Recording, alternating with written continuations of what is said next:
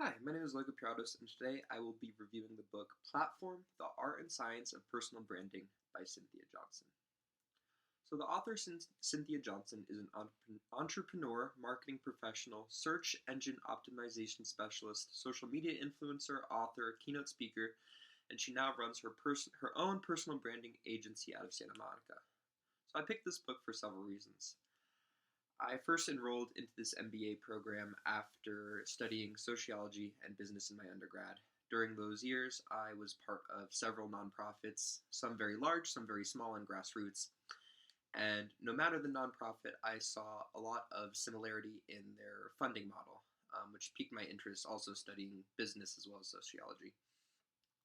I found that no matter the nonprofit size, there was always an issue with funding fluctuating based on the political climate and access to grants and resources. So this piqued my interest in nonprofits that had a model of self-sustainability, like Goodwill, where they have a lot of storefronts and generate a lot of their own revenue, and also hire a lot of the clients that they're trying to serve with their social mission. Excuse me. So because of this, I started my own nonprofit about 2 years ago with the same model. The ideology being that we would generate our own funding through our clothing brand that we have online, through personal donations, and through social media outlets.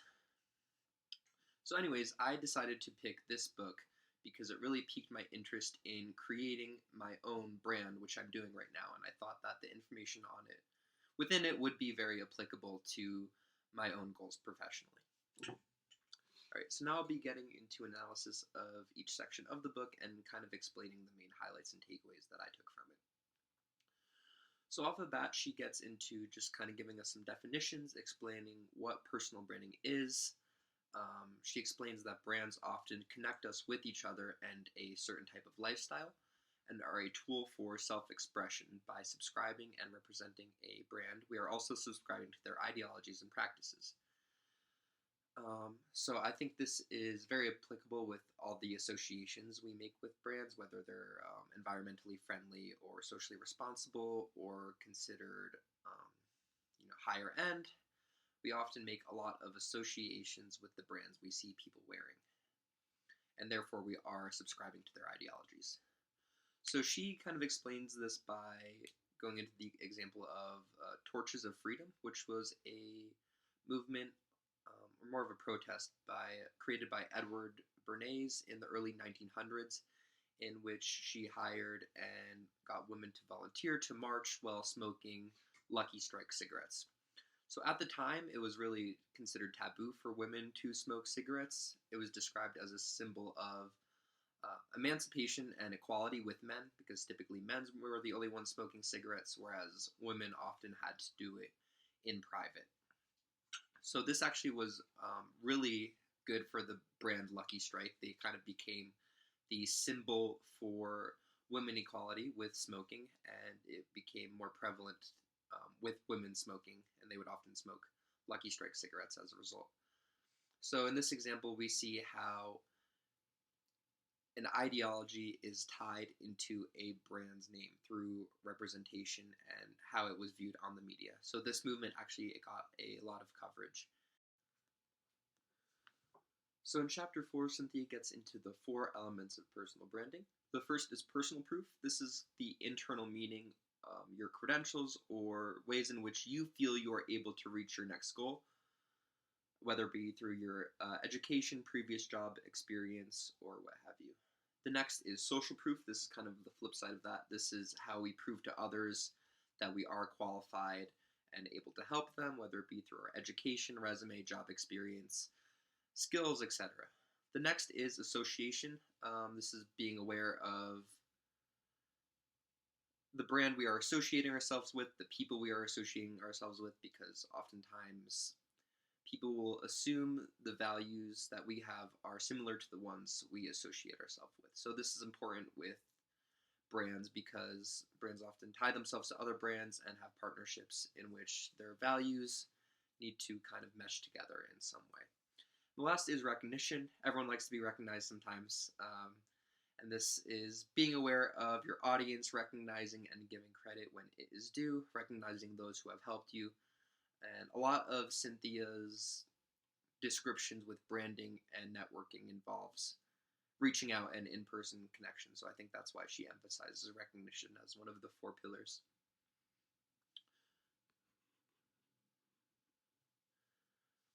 So in chapter 5, we get into brand recognition and digital assets.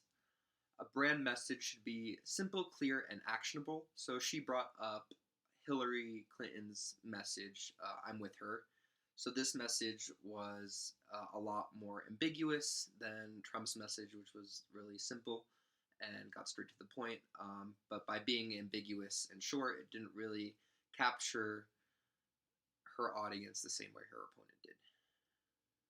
She also gets into the question of what is your brand niche, and really emphasizes this as it's important to examine if there is someone that's already doing your niche and what that niche may be, and how do you get connected to that niche. She then also describes building digital assets, which is something that she has described as very tedious task to do manually. And this was very relatable with building my own brand. We now have a pretty big network for a small nonprofit. However, it took a lot of hours of just clicking and scrolling and doing all these little tedious things. So I was happy that she kind of got into this. She then gets into the concept of social proof and how this ties into this. And oftentimes with social proof, opportunities will come up where we have to move really quickly, whether this be through networking and so on. So this was actually really interesting to read because the day prior to reading this section, I was at my job at Urban Peak, which is a homeless youth shelter, and there was a person who came in from a church group and was asking if there was a way in which people in his church group could provide donations to a specific person and kind of get their name rather than just kind of giving an anonymous donation. So while they didn't have that at Urban Peak, with my own nonprofit, when we're doing outreach, we often write the personal needs of individuals down. And we often write the needs of that our clients have personally down, and this is something that they don't do at Urban Peak. They don't really provide that. They're a little too large to provide individual support. So in that moment, I was able to network with the volunteer, and now I'm setting something up with him where his church group is going to provide specific donations to specific clients of ours.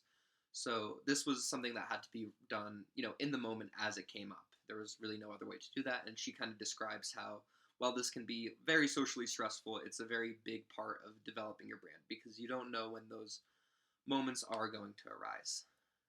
She also gets into online networking, which is something I haven't really done much of, so I thought this was really useful advice. She gave several names, such as the American Marketing Association, which is kind of like an online group in which you can market digital assets or new businesses and so on. She gets into the EO Entrepreneurship Organization, which is a global network of entrepreneurs, and the Forbes Council as well, which has the Financial Council, Agency Council, and you can pay a fee and kind of gain access and apply to be a part of any of these councils.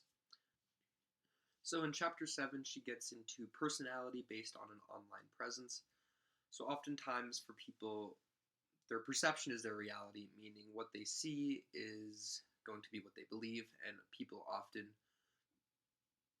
look at media that's going to enforce their beliefs rather than the opposite.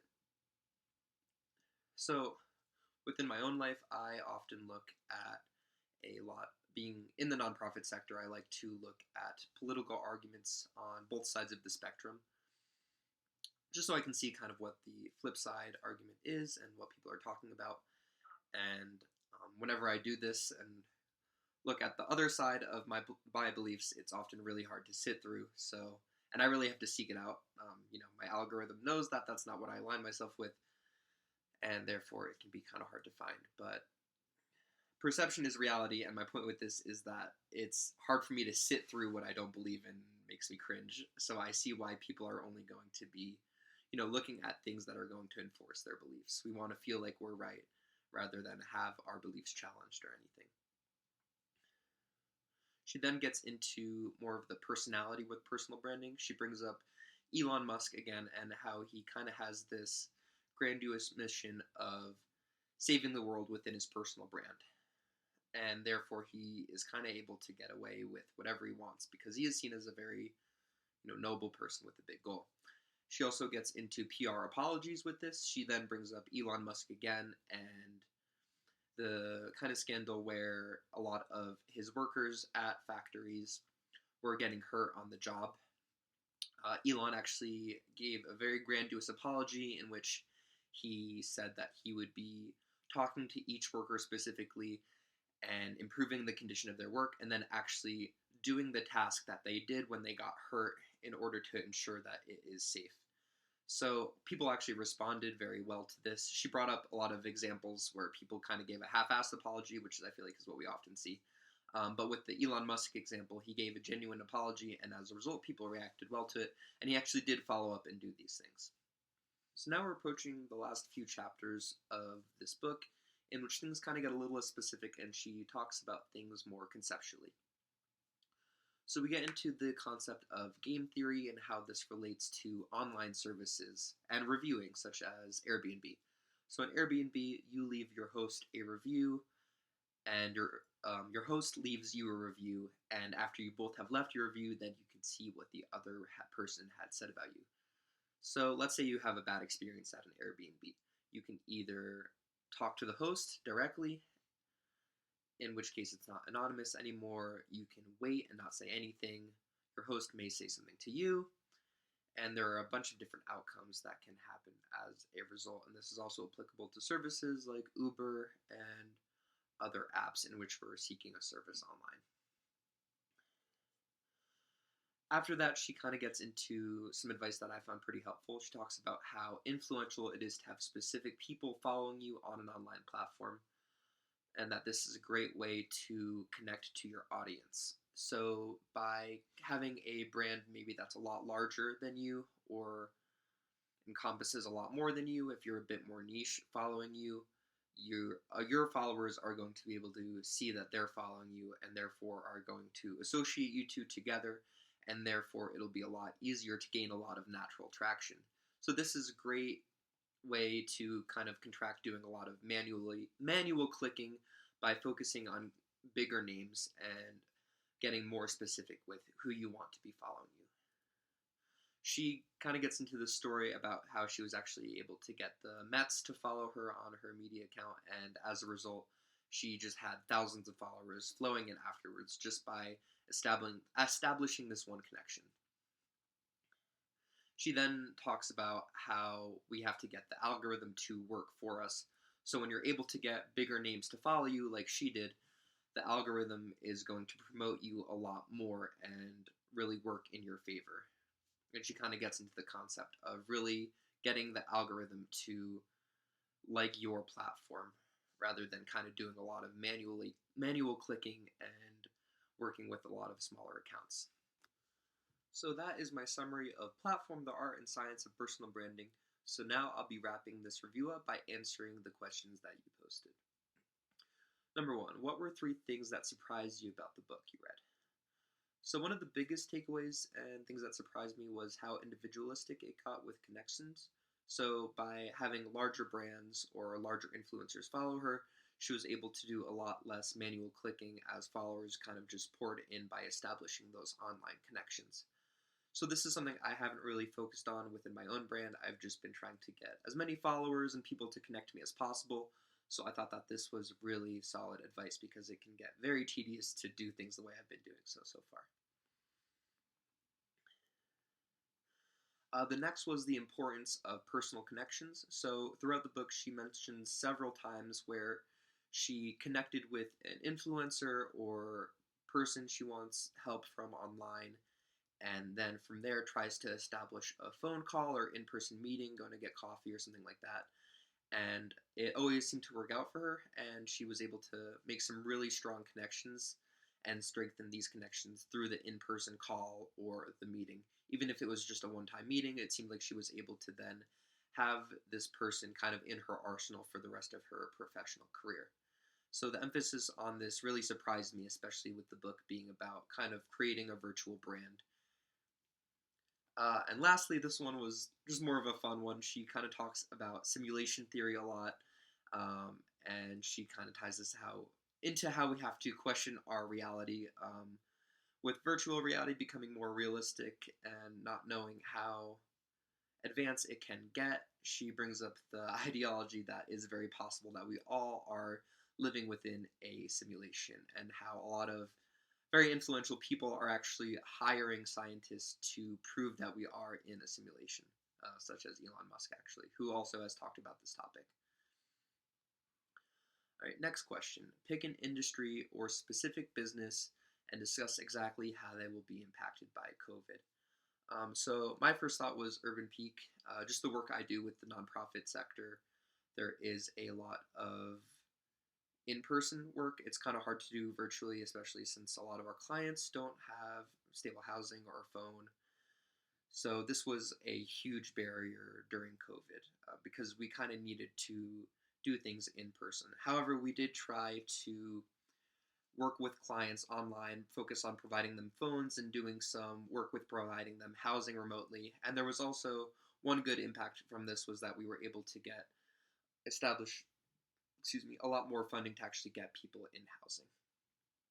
Lastly, how does the trends discussed in this book impact your employer? Pick a specific company. So again, Urban Peak, and they don't have a huge online presence. However, being a nonprofit that works with young adults experiencing homelessness, they have been in the news quite a bit. They actually did receive some pretty bad news press recently because of a former staff member there. And as a result, we actually had a huge decrease in funding, and there was just like a lot of internal struggle within the organization. So I thought this was really applicable to the book because it kind of gets into like PR responses to crises such as this, and it can have huge impacts. Like for us, it is really impacting our funding. So it's kind of really important to establish their online presence, which is something that Urban Peak hasn't really focused on too much. Thank you.